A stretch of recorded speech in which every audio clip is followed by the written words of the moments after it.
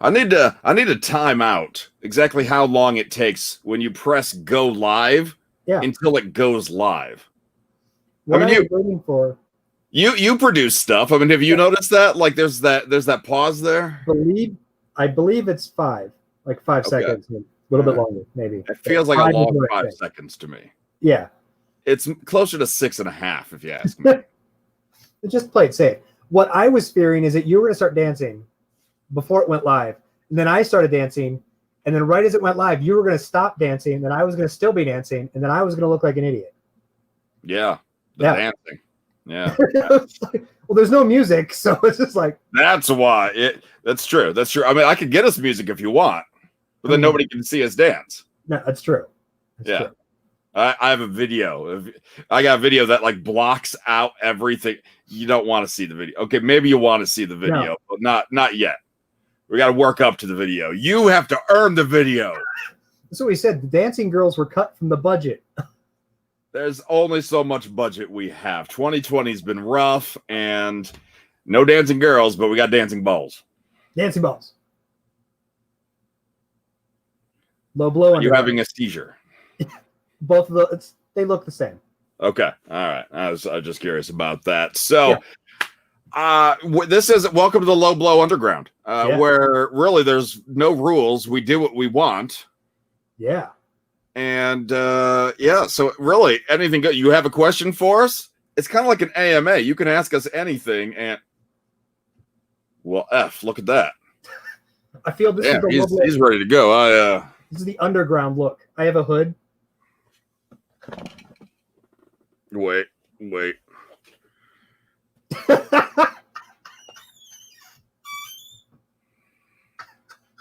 Anything goes. Anything goes. On the Low Blow Underground, anything goes. Anything.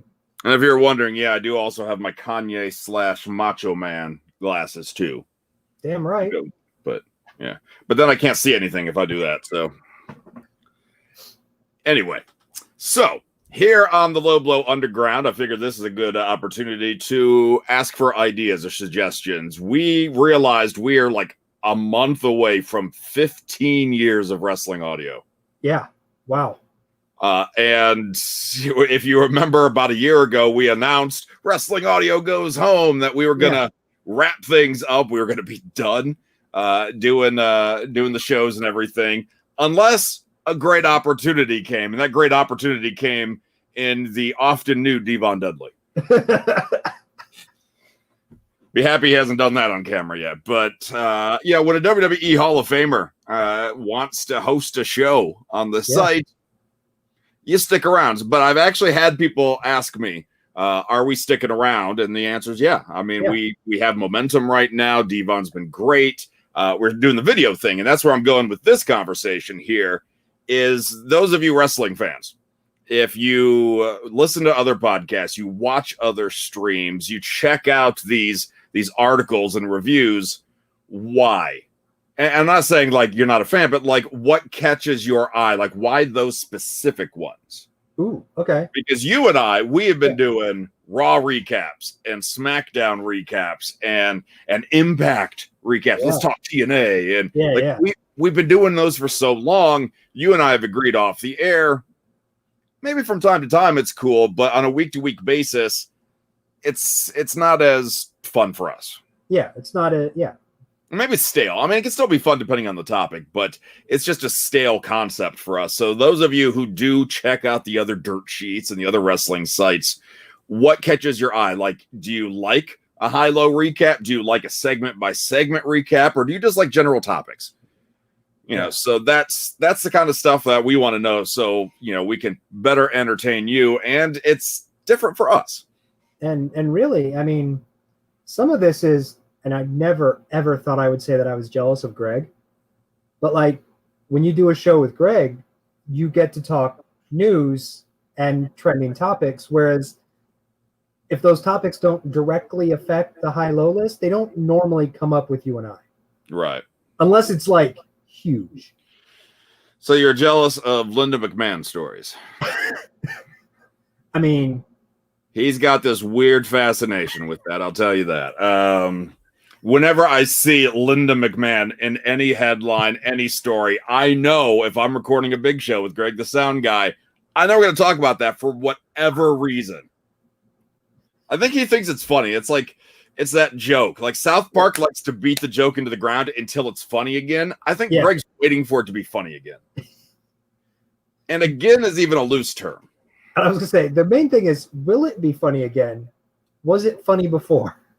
Yeah, to him, I think, but I don't know. But you're right. You're right. That where we've been handcuffed to high-low lists, and we've done some specialty shows here and there, and I think we'll probably bust out some more specialty shows now that we're getting more comfortable here on the live streams and whatnot. But if anybody, again, if you got suggestions, don't send us to a site. No, tell us why you like it.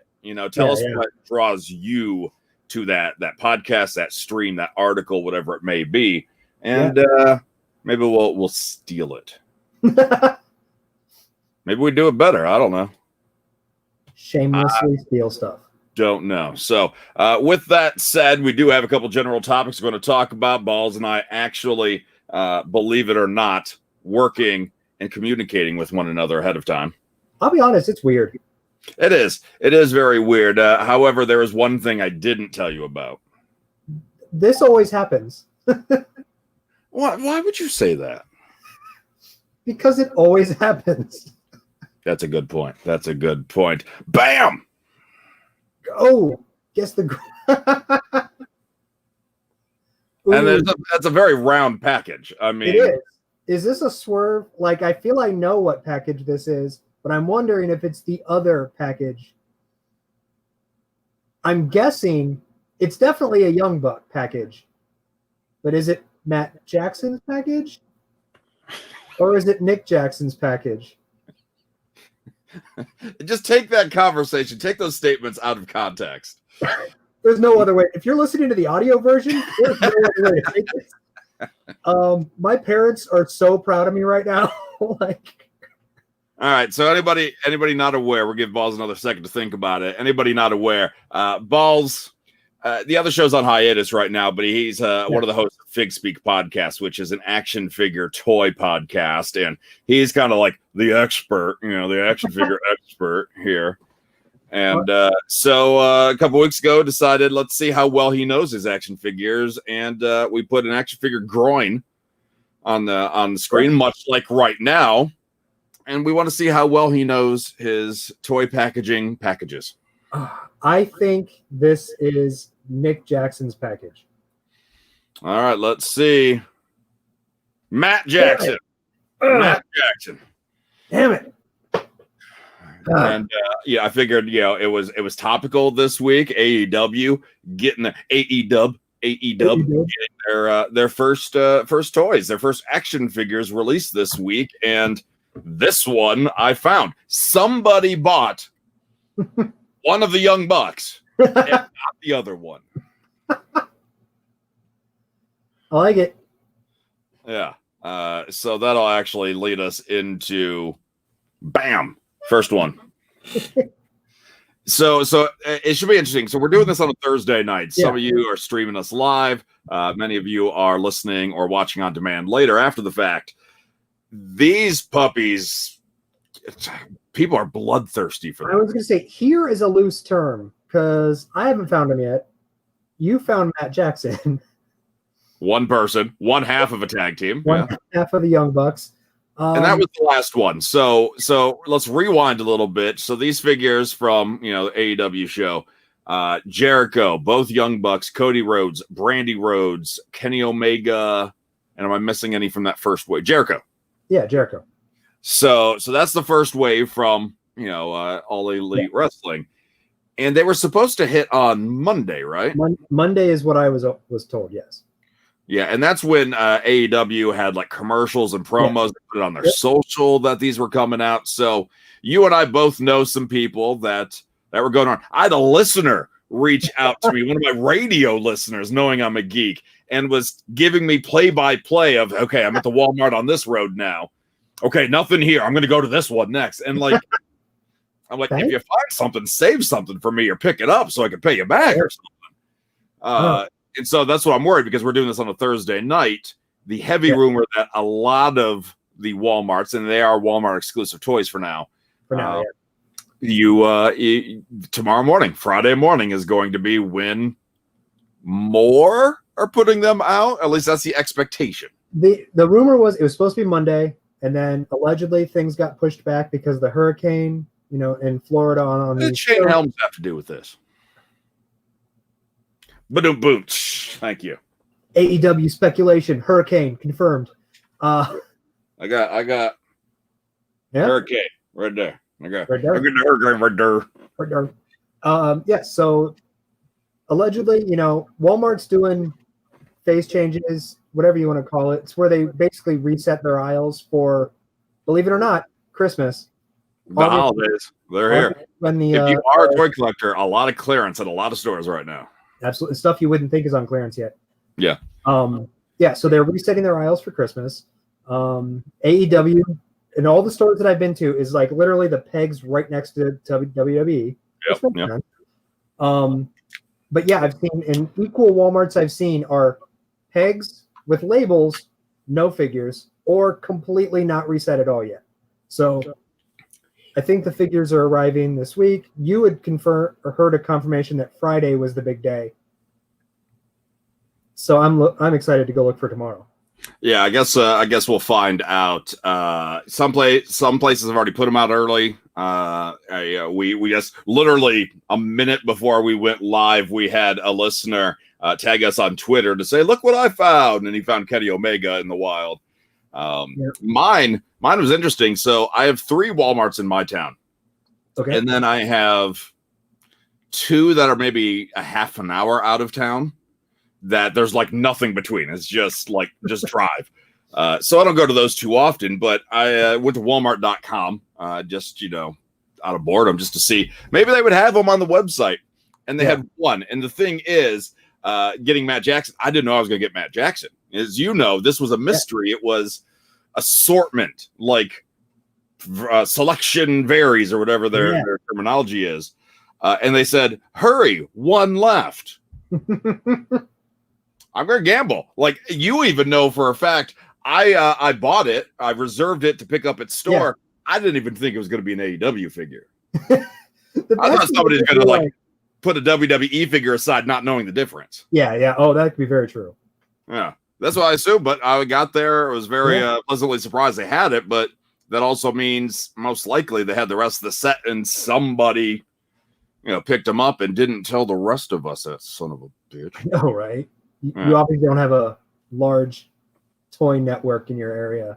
Keeps everyone informed. Everybody's greedy. That's what it is. There's not people looking out for one another here. No, it's anything goes. And there's a few exceptions, yes, but that's more on the Funko Pop side of things. And I will say, and for everybody, if you see these figures and you're interested, don't let them go. You need to pick them up, because it's basically been said that in retail there's this happy medium where for your first wave or 2 you can't over order. Wave or 2. Oh, God. You said you didn't write any puns, but damned if you aren't full of just visual puns today, right? Finger guns. In retail, you can't, if you want your line to succeed at retail, you cannot over order a series 1 or series 2, because then the store will drown in it, and then they won't order series 3 on because they think it's, no one's buying it.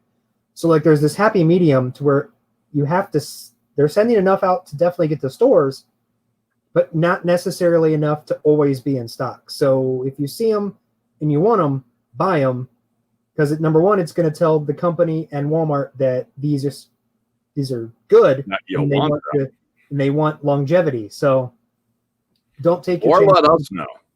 Yeah, let somebody know. Let somebody know. Absolutely. Nathan says, "Sorry, I'm late, guys. Been a hell of a week." It's all right, Nathan. Welcome to the Low Blow Underground. Yeah, anything goes. You missed that part where it was dark and everyone had their shirts off. It was weird, just like Raw Underground. I don't remember that. Was I blacked out for that? You were. Okay.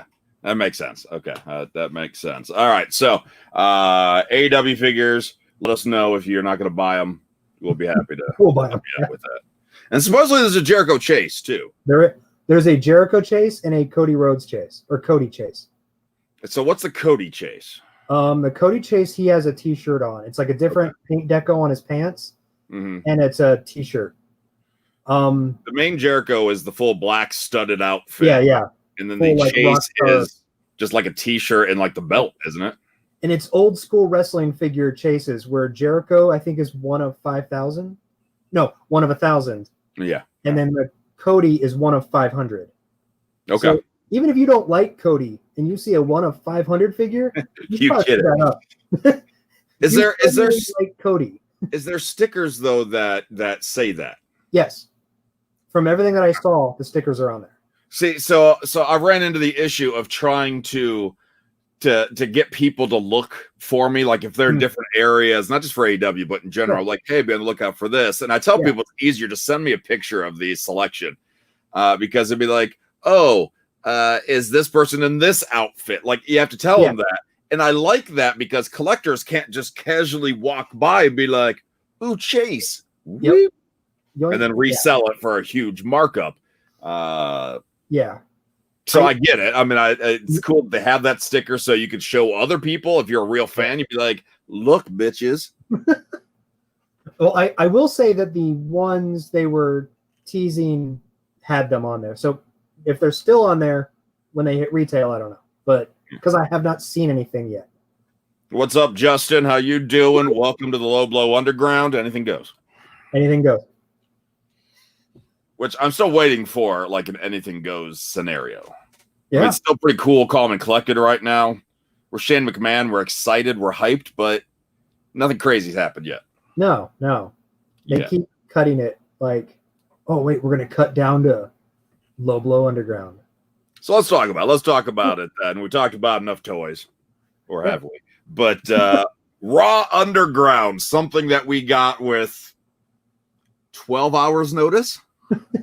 If that. Yeah. So not a whole weekend. It wasn't promoted on SmackDown that I'm aware of. It was just like you wake up, you scroll. Oh, Raw Underground. Huh. Okay. It was like, hey, there's a new faction coming. And hey, there's a new thing with Shane McMahon. And you're like, Shane McMahon's back after losing a career versus career match. Yeah. And you're going, do these two things have anything to do with each other? I don't know. Maybe I'll watch Raw and find out. Will I be disappointed by both? Probably. Okay, so I'm going to go and say an unpopular opinion here about Raw Underground.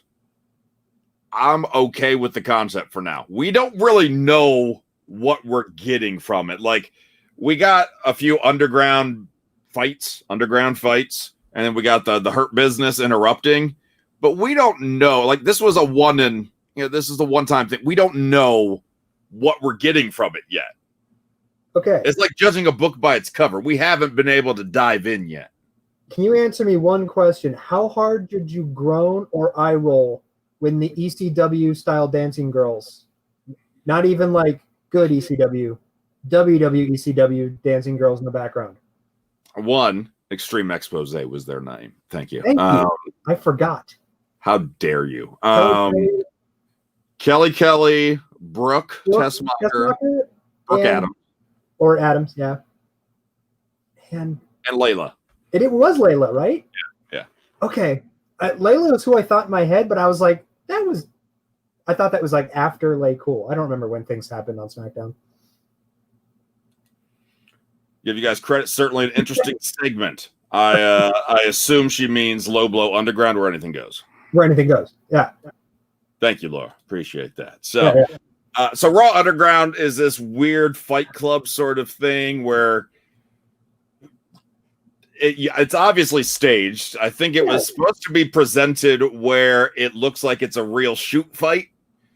Yeah. But you can tell by that first big dude that when he's not really connecting with the guy, it's still, All right. They can work on that. They can probably ditch the dancers, unless the dancers start kicking ass, and that's a swerve none of us were expecting. Yes. They start fighting on their little dance podium. They're like, we're dancing. We're tired of dancing. Like, within 6 minutes, just all hell breaks loose. And they start like kicking everybody's asses. That would be awesome. Is Dolph being a part of it, like I wouldn't say I loved the segments, but I didn't hate it like everybody else, just because we're getting more of it.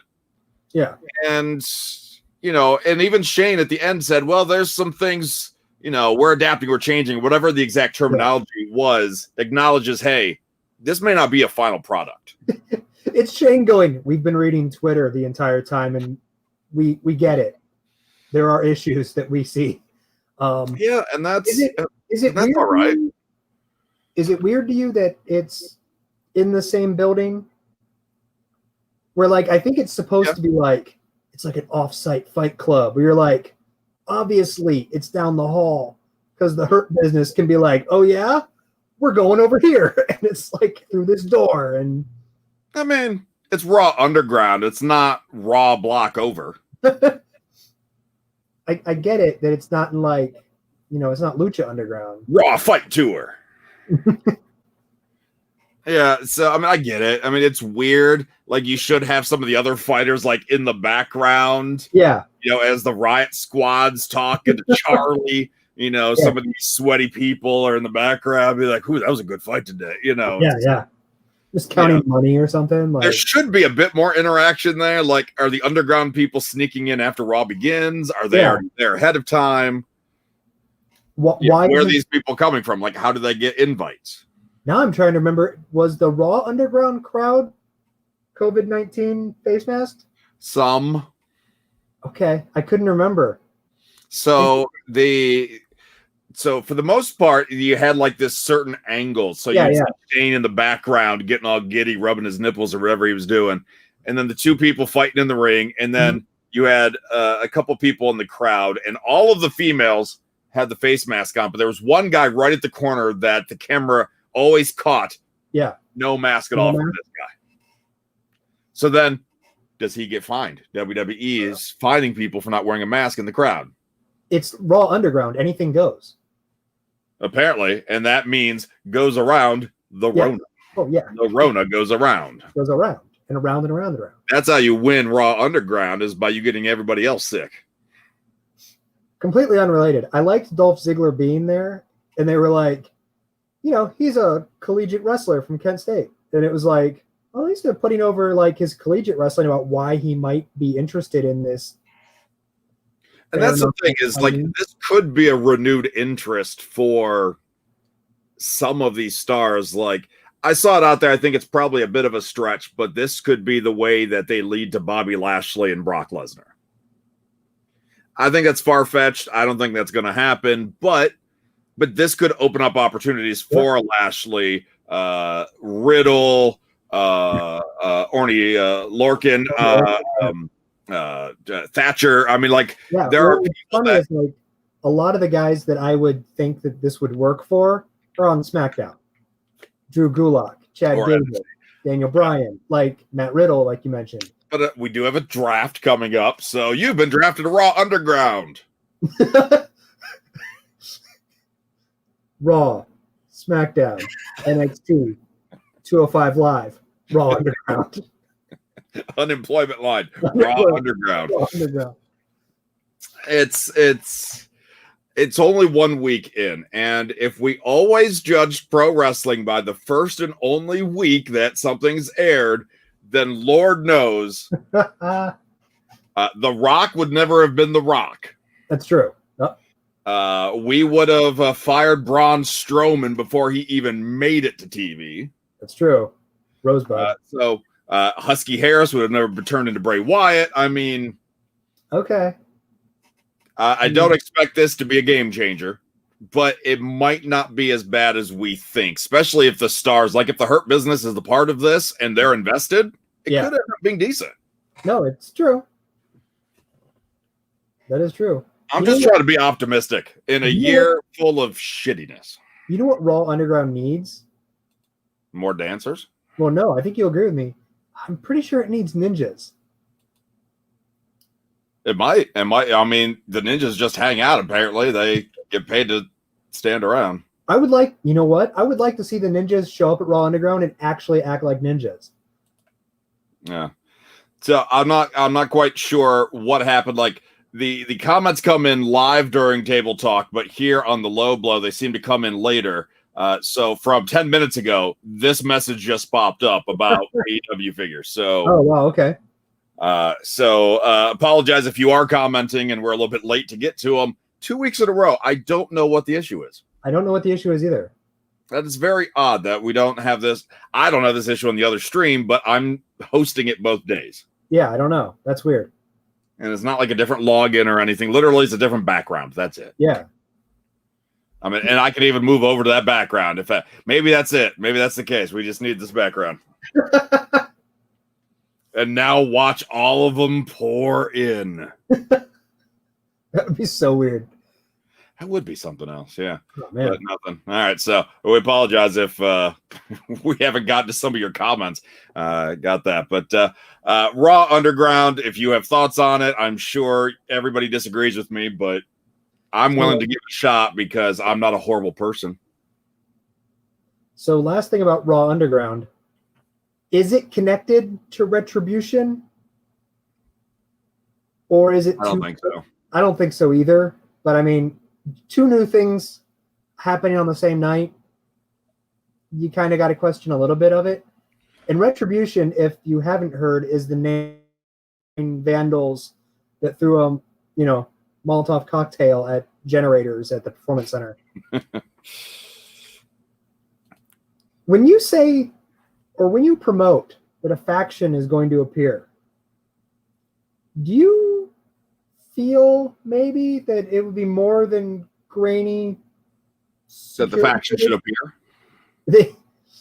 Yeah. This is what I keep thinking is like, is this their first appearance? If this is comic books, is this their first appearance or is this a tease? Is next week their first appearance? That's a good question. That's a good legit question right there. Yeah. I was wondering that too. I do think there is a truth to all these rumors, all of these reports going around that it was pure chaos backstage before 2 Raws were taped back to back. And from what I understand, I may or may not have inside sources. From what I understand, the show was supposed to start filming at like 2:45, give or take local time. Yeah. And the script wasn't even finalized till 3. Okay. And then people kind of had to rush to get into place and to get what they were going, like their segments, all of that stuff.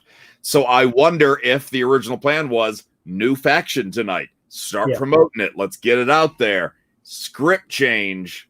Well, let's hold off a week, but you already begun promoting it. Yeah. So, I would they filmed it. They filmed all of the Retribution stuff and then decided to cut it and then move it to the next week. So I feel like you have a source that has insider knowledge on what I'm about to ask. Can your source confirm or deny that the Retribution is actually WWE's Aces and Eights? I'd have to ask.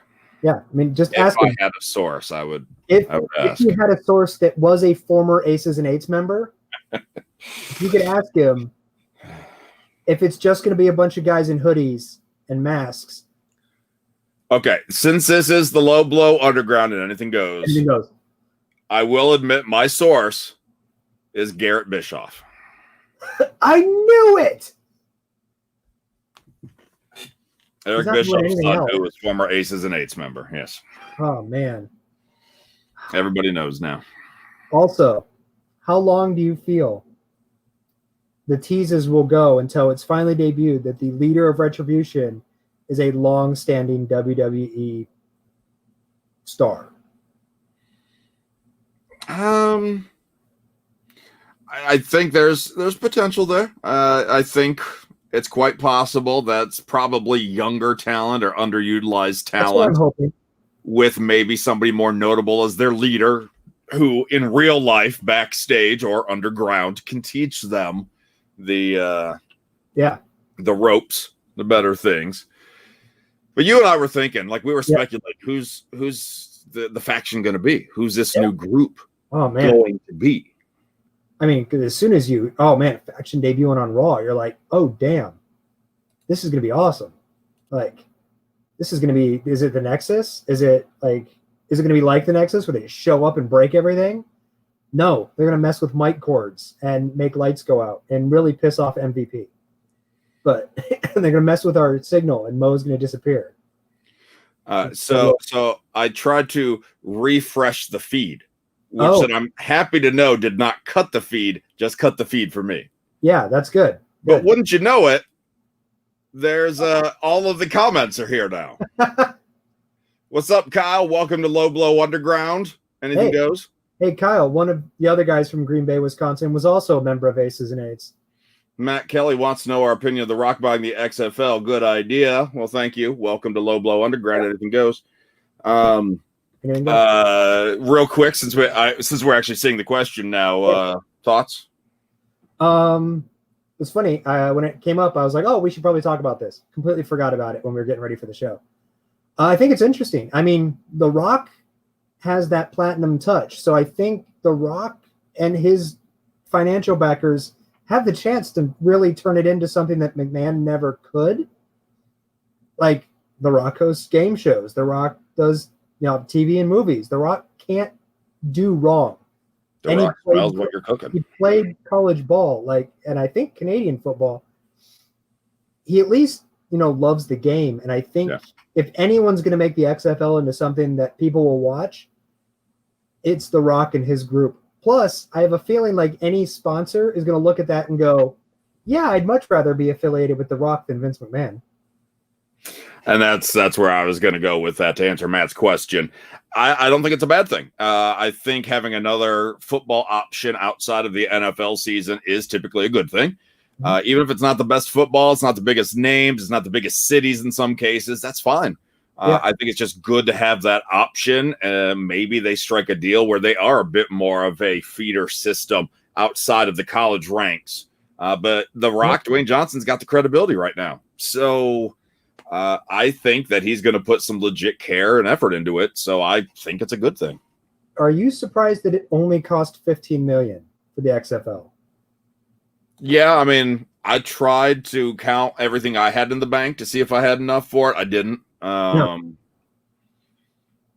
Believe it or not, I came up about 15 million short, but yeah, I mean, after bankruptcy and whatnot, something like that is, I think if they had tried to sell it before bankruptcy, it would have been substantially higher, but at this point, they just needed to sell off assets and just get that stuff out there. So I think it's a steal of a deal for The Rock and his group.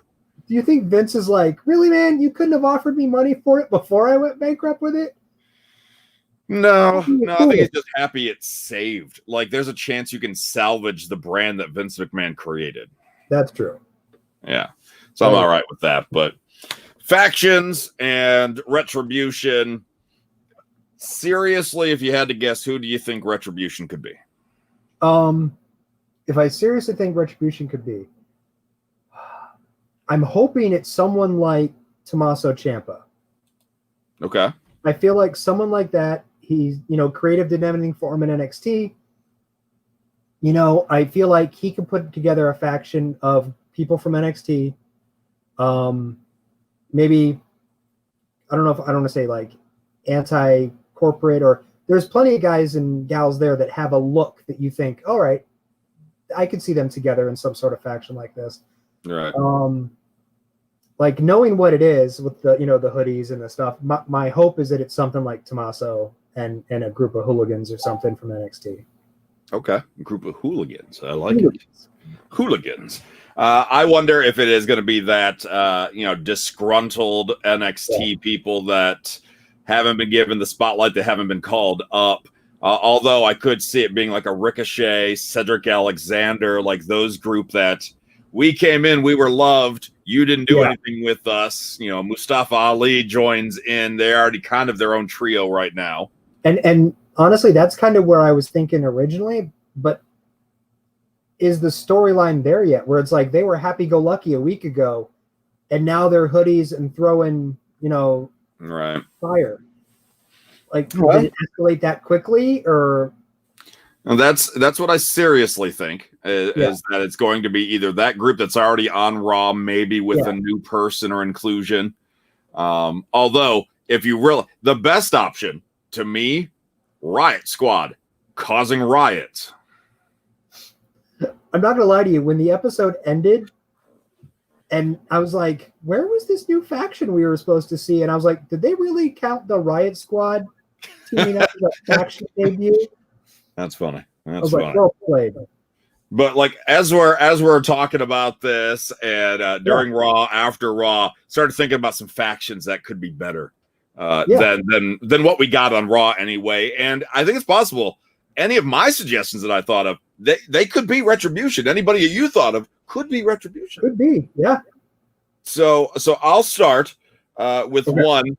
I think Retribution could be the 4-man band. or as people in the industry call it, a band. An actual band. Yeah, well, maybe Adelita's Way. They've done so many. Saliva, they've all done so many themes. No, I think it's 4-man band.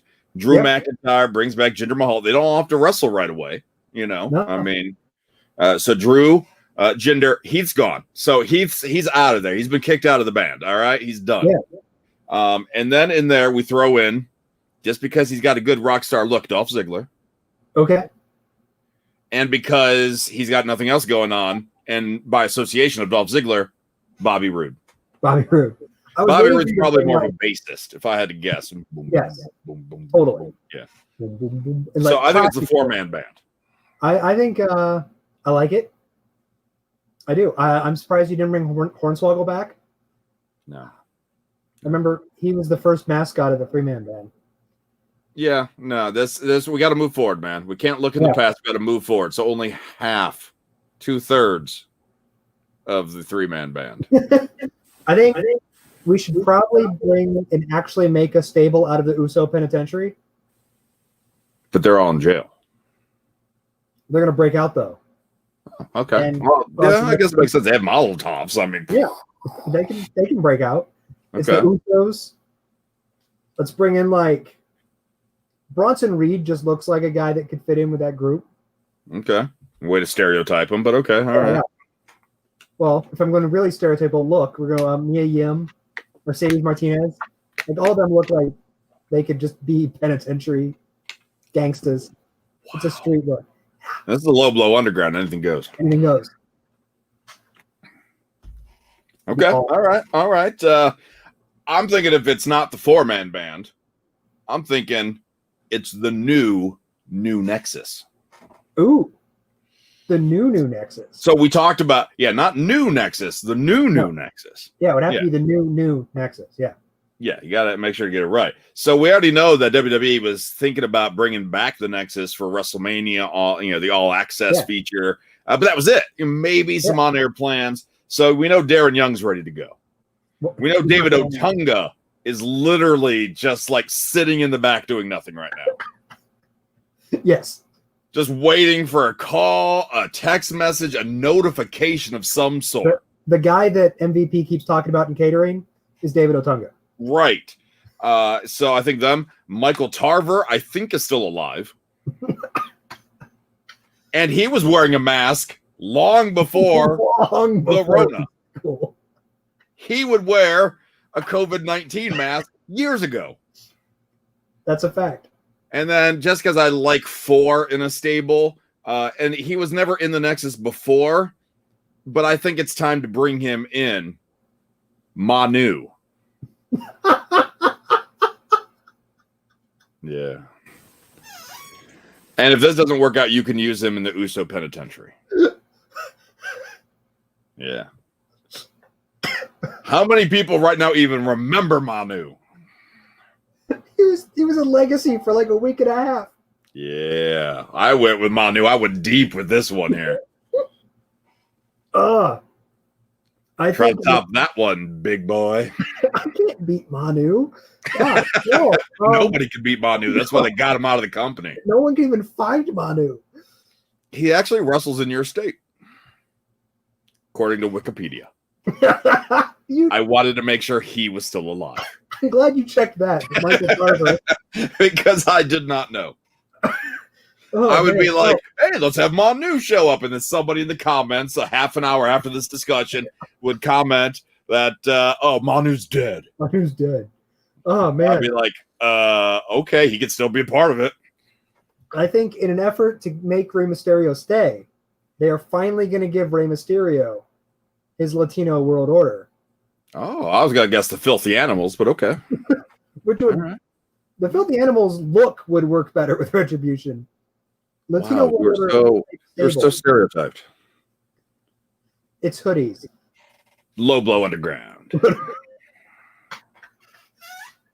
Rey Mysterio joins up with other random Hispanic wrestlers that aren't currently in other Latino factions in WWE.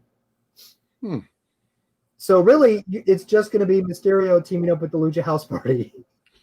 Okay. All right. I see where you went with these suggestions. I tried to put a bit more thought into it, but I mean, wrestling-wise, your faction would be very entertaining. Yes.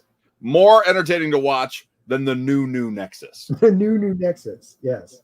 I'll give you that. However, I will top your LWO with the Kane Corps. Like the corpse, Kane Corpse. Obviously led by Kane. You can't have a generator on fire with the Molotov without somebody who's a pyromaniac.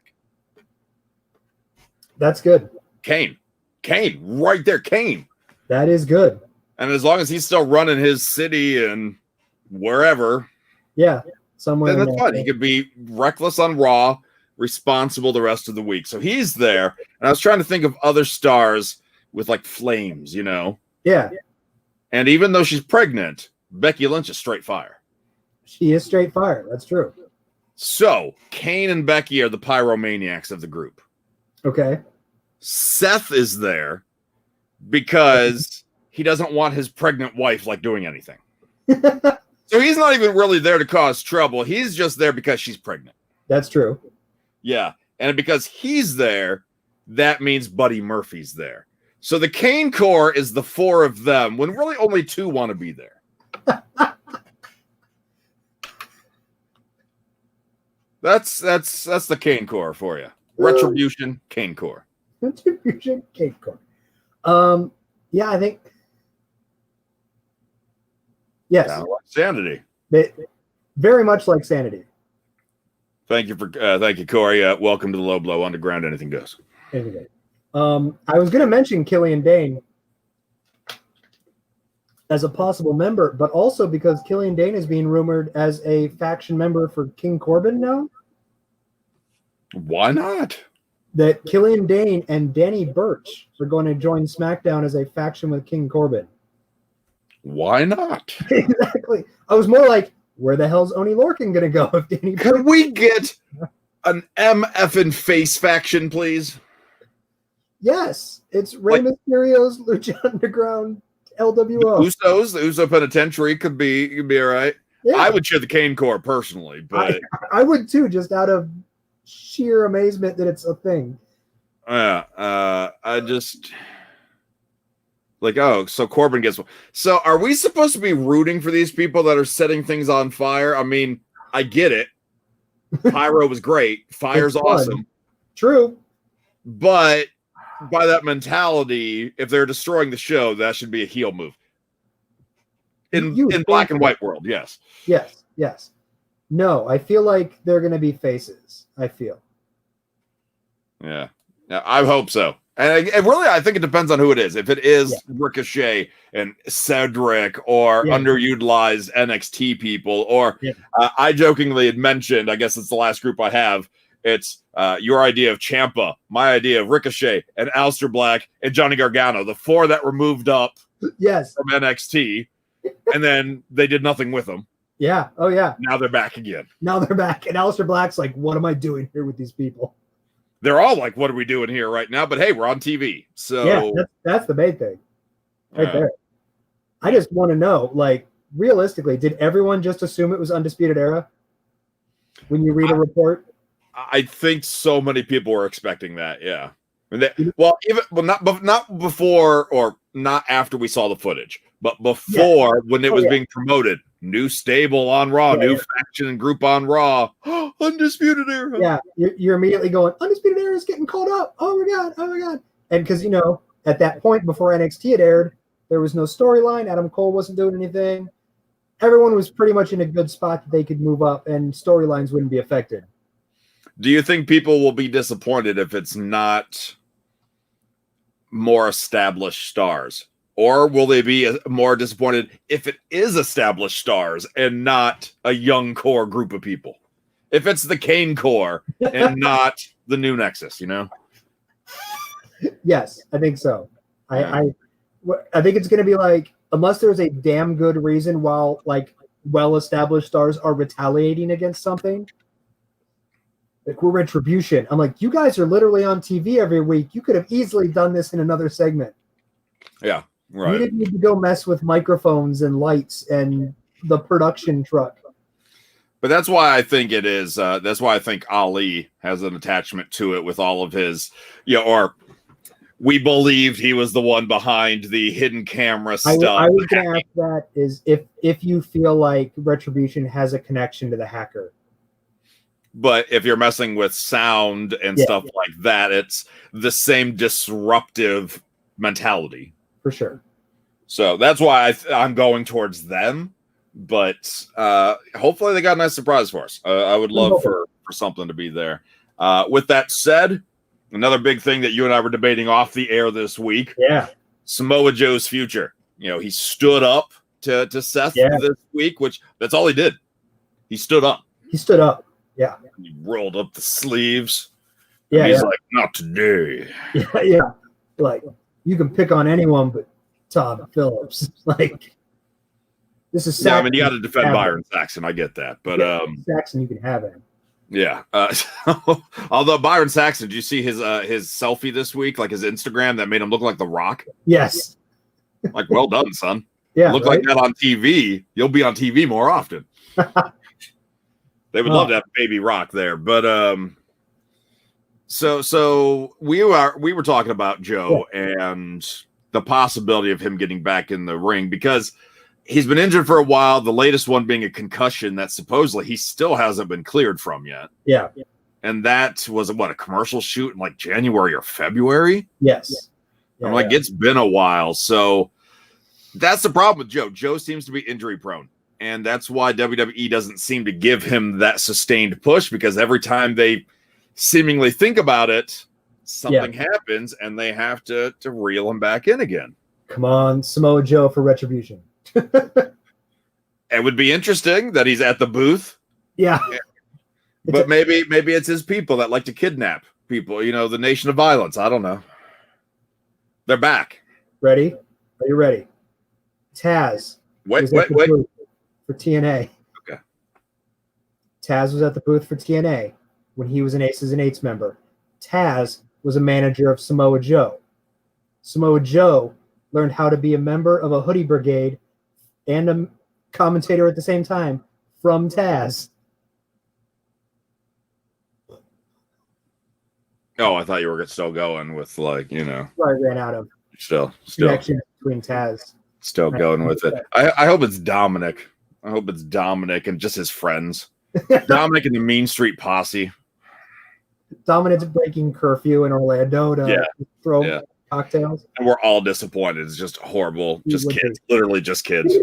Dominic, like Samoa Joe got up in Rollins' face. Mm-hmm. Like he was just like, oh hell no. Like, you don't know who thought it was funny? Me. And Seth's like, oh, okay, Joe. All right. But damned if Samoa Joe didn't sit down quick when Dominic got involved. Like, right? I think you would think Joe, he was just like, all right, okay, let's watch this.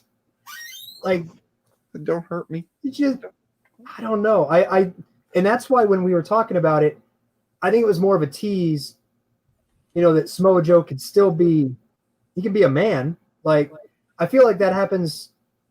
Is he not normally a man? Hold on. There's always those moments on commentary where you're like, oh, this has gone too far, and the commentator stands up. Like Lawler used to do it all the time. Like if someone was being hit or like a woman was in danger, there's always that point where the commentator will stand up and go, you know what, this is too far. I can't let this go. And you're just being protective. Was this Joe being protective, or was it a tease that maybe Joe's a little bit more ready to be physical than we thought? I think it's just him being protective with as fast as he backpedaled and sat back down. I think it's to test the reaction. I think it's to see. I mean, obviously, you don't have a live crowd there outside of the stars, but maybe to see what the social reaction to that is, and see if there is an interest in getting Joe back into the swing of things whenever he is cleared. You and I were talking. We may get a last run. I mean, how sad would it be if Joe moves to WWE, is here for years, and never gets a WWE world title, a WWE one, not NXT? Yeah. No, I mean, it'd be disappointing, but it happens. Not everybody gets one, and especially if you're injured. But I would like to see him get one last push because he is a badass that people do get behind. And he can talk. And I will say, like, I'll be the first one to admit, if he leaves commentary, I'll miss Joe in commentary. Mm-hmm. But leaves commentary to go back to the ring and get to like whoop ass, right? Yeah, absolutely. What I did think he proved is that when his time in the ring is over, that man can step into a booth. Yeah, and I have no doubt he's got a lot of knowledge to give to the youngins to be like, hey, don't suck. This is how you don't suck. Yeah. So last stretch of the show here. Pat McAfee, Adam Cole, baby. Oh man. So we saw the little shoot video or the interview that some people thought was real, a lot of people thought was fake, because it's pro wrestling. We now don't trust anything. No, we don't. So we saw that, and then we saw Triple H go on the show and invite McAfee to NXT. Yeah. It's like, okay. Well, that's the thing with like McAfee was already associated. Right. Like if this was a radio host that had nothing to do with WWE, I would have been like, oh, this is interesting. Like you. Yeah. I'll do it. I'll do it if somebody wants to start that storyline. Yeah, right? I'll do it. Who can we get to show up? You don't get Adam Cole. You get like the new Nexus. Yeah, I know. But not the Kane Corps, because those are established stars that want nothing to do with your show. Yeah, and I don't know. We can't bounce back from a fire at my place. We can't do that. I would worry about even a sparkler outside the building. So, yeah. No, man. Oh, man. Okay, so McAfee shows up, and during his commentary, he's still running down. He's like, oh, no, we made up. But he's still running down Undisputed Era, and specifically Adam Cole. Baby. Underground, where anything goes. And then you finally get like, by the way, was commentary super weird for you on NXT? Just off topic a little bit? Nah, I guess I didn't notice anything offhand, but you could hear Beth and Mauro Ranallo, but neither one of them were there. Like, right. I mean, yeah, it was just weird. Same thing with Tom. I guess I haven't been paying as much attention to NXT commentary because of Phillips. Okay. Like, I miss Nigel and I miss the three of them and their chemistry. Yeah. So I haven't been paying as much attention, to be honest with you. So like you had like Pat McAfee interacting with Beth Phoenix, even though Beth's not there. And that part of me was like, really? All right. But it was just, he's sitting there and he's talking crap, calling him like a wee little, man-child type person with a little body, not giving Adam Cole any credit. And then it costs Undisputed Era the match. Adam Cole comes over to the booth and they start crap. They push each other. They ends up with Pat kicking Adam Cole in the head. Although I thought it was like his chest. News report said his head. I'm like, I don't think that's a thing. And then you see Triple H, who is apparently a very good actor, because he just shoves Pat McAfee, and you feel like, I don't know if shoving a guy who isn't technically your employee is a good idea. They're like, get out, pushes him, and I mean, it's pro wrestling. They shove each other all the time. True. So it's now led to Adam Cole, who was like the longest reigning champion on NXT, against a radio host, WWE part-time pre-show commentator, who is jacked. Like, don't get me wrong. I know he played pro football, looks to be in great shape. I don't think he's trained professional wrestler. He probably has been at this point. Right. I'm sure he's picked up some things. Yeah. You don't get cleared a match at, TakeOver 30, like a special anniversary show, and not be able to hold your own, you would assume, with Adam Cole. But I mean, WWE definitely has done that with celebrities in the past. I mean, you had Bam Bam Bigelow and LT back in the day as a WrestleMania headliner. So, and even then, if you kind of look back more recently, WrestleMania, where it was Angle and Ronda versus Triple H and Stephanie, wasn't the most athletic of matches, especially at times, but they had the character and the personality to carry it. I think that's what we're going to get this time around from Pat McAfee and Undisputed Era. Kind of, you're going to get more personalities in it, a little less catch as catch can wrestling. See, and that's where I'm like NXT 30, big anniversary, Adam Cole. Baby. This is what you're doing. You're like, oh, okay, really? I don't have anything for him? Well, see, I disagree on that with that mentality, because this could be a test to see how well does he work with people who aren't trained wrestlers who have been in this industry for a long time, because that's a sign of a WWE champion, of somebody who's going to carry the company. Where if you can work with all styles, you got a career ahead of you. Yeah, that's true.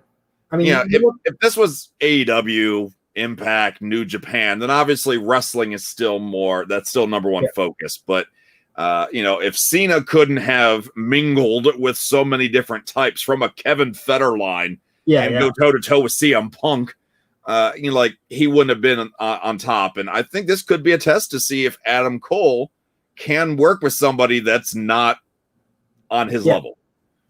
It's true. And even then, we can't have that many hour-long classics on TakeOver 30. I mean, it's like you need to have some filler, unfortunately. Yeah. And we love the roster so much, no matter who they pick as filler, we're not going to like it. So that's true. That is a fact right there.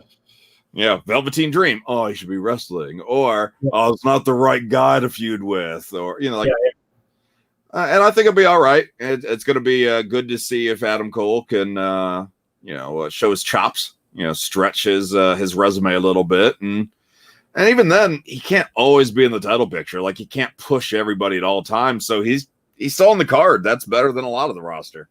No, yeah, it's true. We talked, Tommaso Ciampa earlier. Like, they have nothing for him.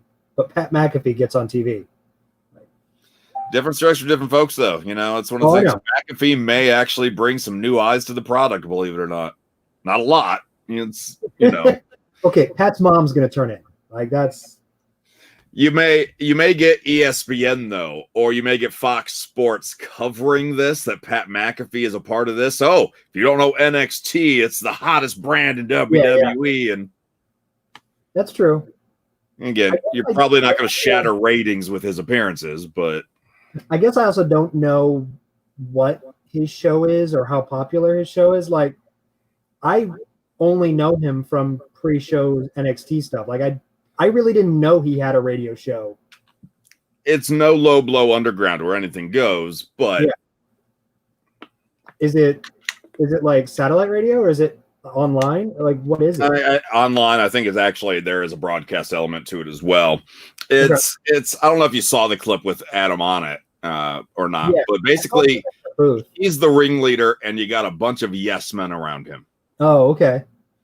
Yeah, it's a very old school radio mentality where you got one guy who is 75% of the discussion. His guest is 20%. And then the rest of them are 5 at best. And they're like, yeah, you're right. Yeah, I remember that. Oh, yeah, you're right. It's a very old school radio mentality. Some people still love it. Yeah. I mean, cool, but,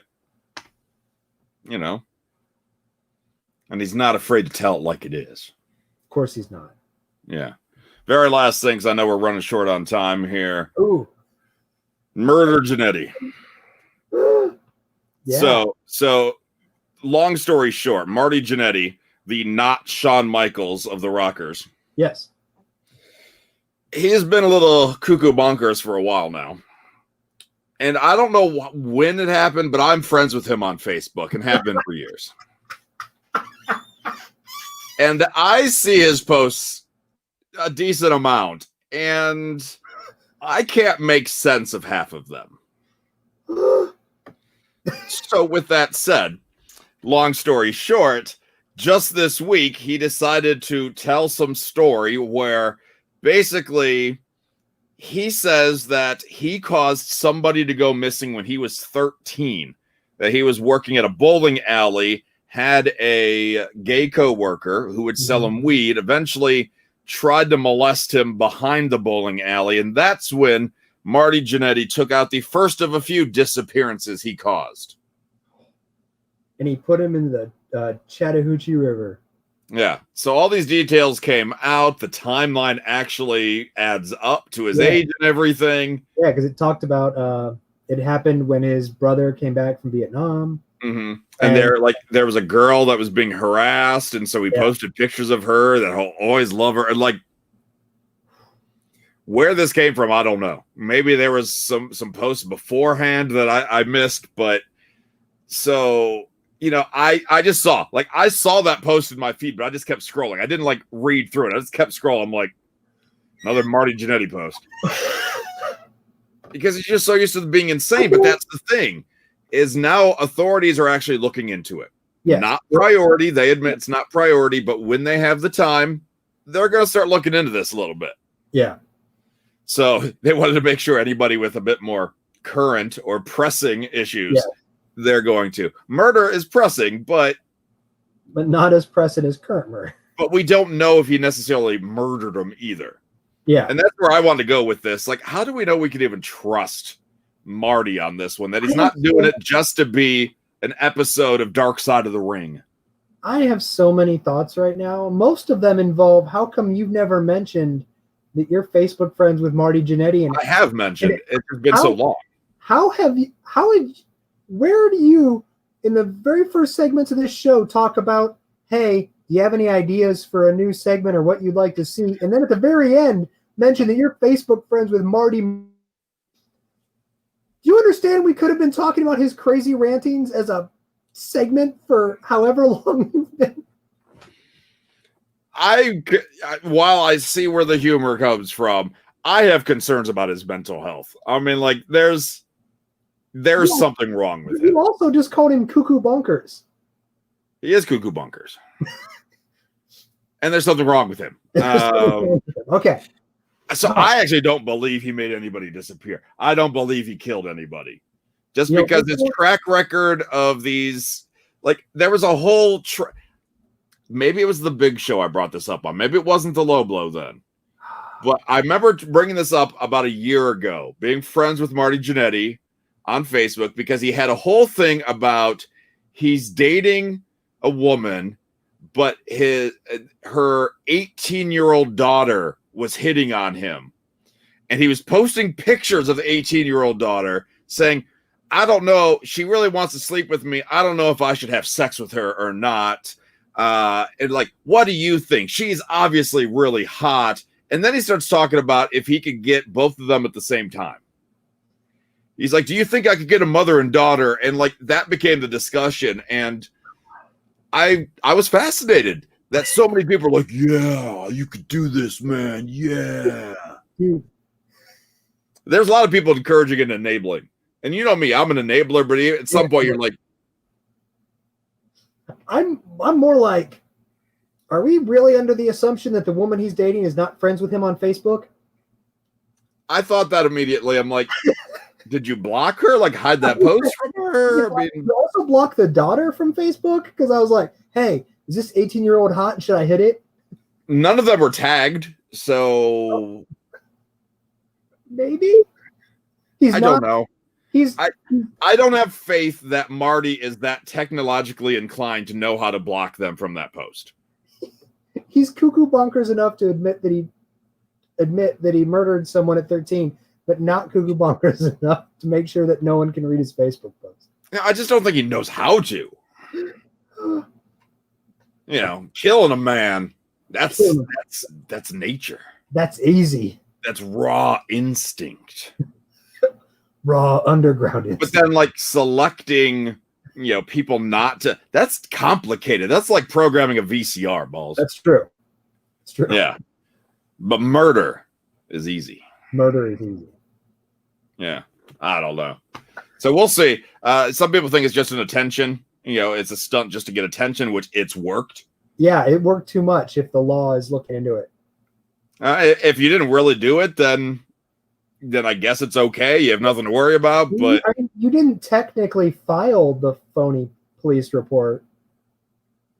Right. He just said, "Oh, I was joking. Oh. I was hacked." Isn't that always the line from pro wrestlers? I was hacked. I was hacked. Every time.